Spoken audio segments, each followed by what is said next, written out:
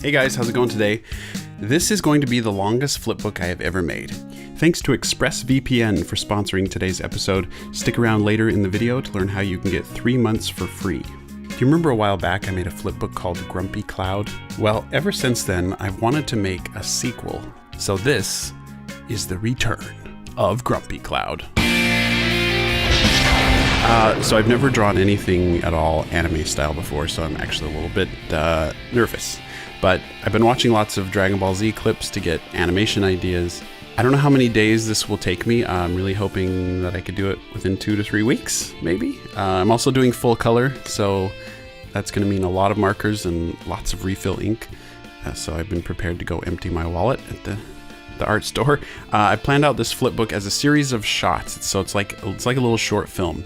I'll probably animate it out of order and just take it one shot at a time, depending on whatever mood I'm in that day. One thing I've noticed, especially in old Dragon Ball Z, is how much they were able to get away in a lot of shots with just using like 1 or 2 drawings and then having the animation mostly happen in the color. So for example, look at this shot. It's literally just 2 drawings that toggle quickly back and forth. So I'm going to try that here. So I've got the first drawing where I like it. Now all I need to do is trace over that to make an alternate version. Then I trace over each of those a bunch of times and then put it together. We alternate back and forth between them. And I actually think that looks kind of cool. Honestly, I used to think of this technique of flickering between 2 drawings as a sort of cheat, just an easy way to keep a still drawing looking alive. But I'm realizing it actually does a lot more than that. It really does add a sense of tension to a shot. Like if you have a drawing of a snarling face and then you add vibration to it, it really ups that sense of like pent up energy. In my previous flipbook, the girl, she shoots this energy blast. It's like a Kamehameha wave from Dragon Ball Z. So she's going to do that again here, but this time it's just going to be crazy, huge, anime style, epic. I have a confession to make. Before I made the first Grumpy Cloud flipbook, I had never heard the word Kamehameha before. I didn't really grow up watching Dragon Ball Z, but I started getting all these comments saying Kamehameha, and I was like, what the heck is that weird word, Kamehameha? So I looked it up and I realized, oh yeah, she's totally doing a Kamehameha wave. So since then, I've watched tons of videos and clips, and I've actually been wanting to watch Dragon Ball Z for a really long time, so it's nice I'm finally getting educated. I've also learned that there's actually some debate over the correct way to pronounce Kamehameha. The English dubs have done it differently over the years. Some have pronounced it as Kamehameha or Kamehameha, and others have said Kamehameha. Apparently that is the more correct way to say it. I'm sure I'm going to end up saying it both ways during the video, so don't be too hard on me in the comments. Anyway, I've seen these cool Goku action figures. I was thinking about getting one. I'd really like to do some stop motion animation with it. So let me know in the comments if that's something you guys would like to see. So I guess I've been imagining if Goku had a daughter, maybe this is what she would be like.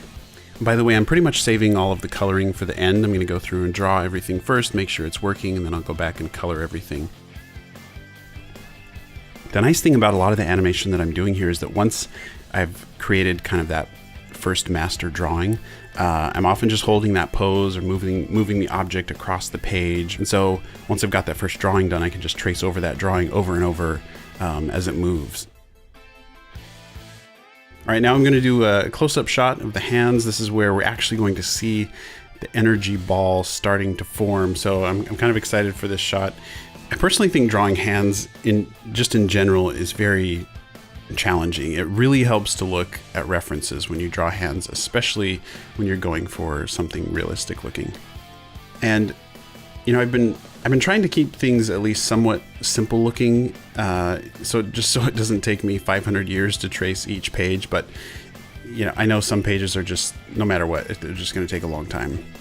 Okay, so here you'll see I've stopped drawing the hand temporarily, and I'm just focusing on drawing the energy ball. It's still the same shot, but what I'm doing, I'm kind of thinking of it in layers. So I'm going to draw the energy ball first, and it's kind of pulsing, and then I'll go back, I'll add in the hands. Since they are behind the energy ball, then I'll know actually how much of the hands you need to see.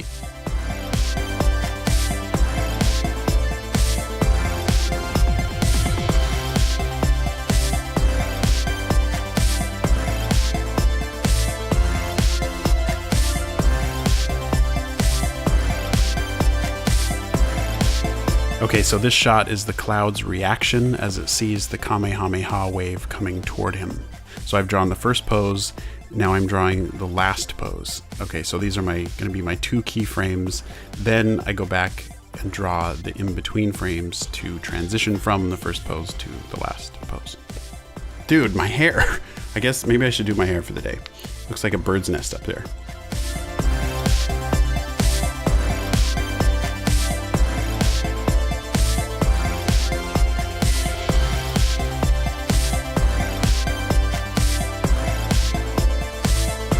On this shot, it's another one where it's the exact same pose on every frame, but I've seen some anime shots where it's just one single drawing, but then what they do is they add a camera shake to it. So I'm going to do that here, and the way I'm doing that is as I trace each page, I'm just offsetting every page just by a little random amount, you know. So you might offset one to the left a little bit, the next one to the right a little bit, and then when you put them together, it adds kind of a nice little camera shake feel to it. And then this one too, when I go back and color it, it's going to take it to a whole other level because all that color and energy and everything blasting out of her hands, it's going to look quite a bit different.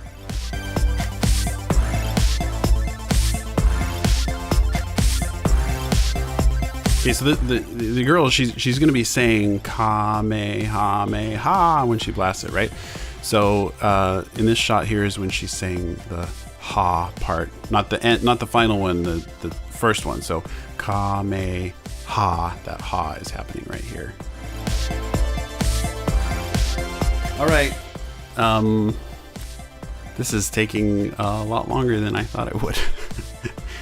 All right, for these next couple shots coming up, I want something pretty specific with the poses, and so what I actually found was the easiest thing to do for getting reference is just I met up with someone and I had them do these poses for me.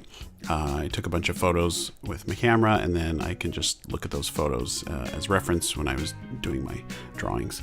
And yeah, definitely when you're like drawing or animating, you know, use reference. Don't be afraid to use it. I think sometimes people have this idea that you should just be able to draw things right out of your head, and it's just not true. I mean, unless you know something like the back of your hand, you're just not going to be able to draw it very well out of your head unless you've looked at it a lot beforehand. I'm going to have another camera shake here, so again, I'm just offsetting each page a little bit as I draw it, and then when you flip it, it should add that nice kind of jittery camera shake feel to it.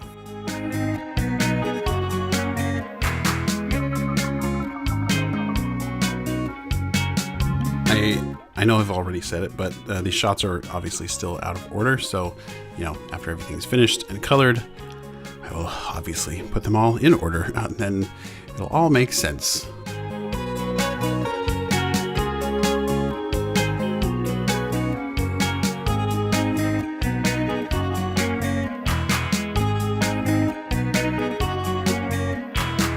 I totally forgot her mouth is supposed to be open. So I've got to go back and draw an open mouth on all these pages. Despite it kind of being out of order, I mean, you basically get what's going on. The girl's going to launch this huge Kamehameha wave at the cloud. So right before she throws the blast, I want to feel some anticipation or wind up in her movement. Like when you throw a baseball, you wind up before you throw it. And so I want to see that in her. And if we do, it'll just add that extra bit of punch when she does throw it. So in this shot, I want to have her just bring her arms back, that last bit of anticipation before she snaps forward.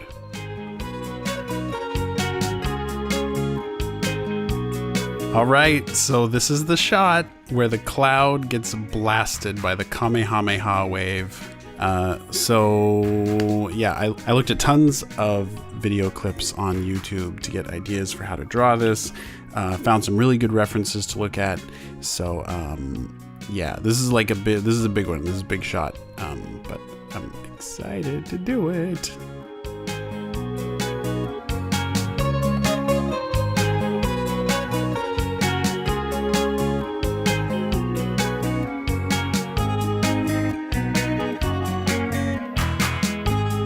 This shot, I hope, is going to look really cool when I color it. I've seen this effect that I want to try. It's kind of like a sort of a strobing color effect that, yeah, I'm really excited to try it.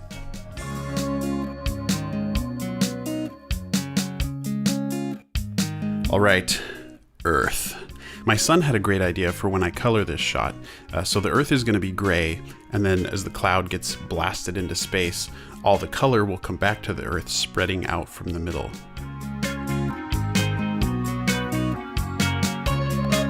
And we just need a couple of explosions, so that's what these are. I found some really good video reference that I liked, and so I kind of tried to follow that as best I could for these explosions. Okay, these are the final 2 shots, and then it'll be time to get out the markers.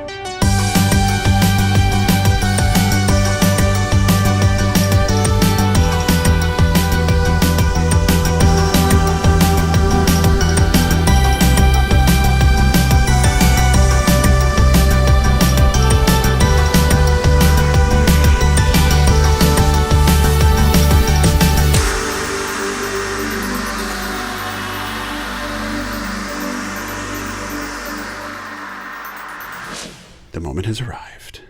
And the grand total for drawing and coloring, 35 workdays over the course of 3 months and 100 hours of time-lapse footage. And the grand total page count is 658 pages. Whew. Should I see if I can flip it like this? Let's see if I can even hold it without dropping it.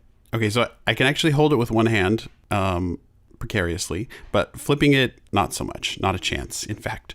So I'll break it up into chunks. I'll film each one and then splice them together in the editing, and it should look pretty seamless. Before I flip this, thanks for watching me make it. This was a huge project, and I'm just grateful to have you all here, making it possible for me to do stuff like this.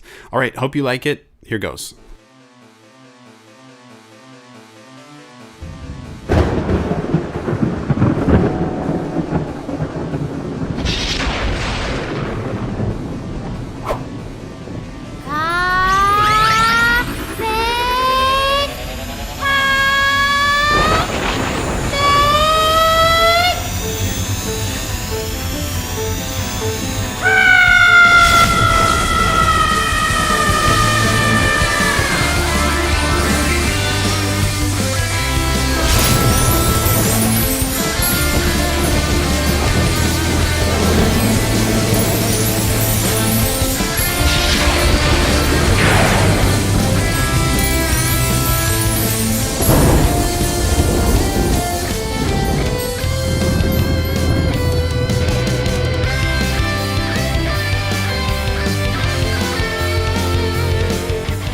I want to thank today's sponsor, ExpressVPN, who recently saved the day for me.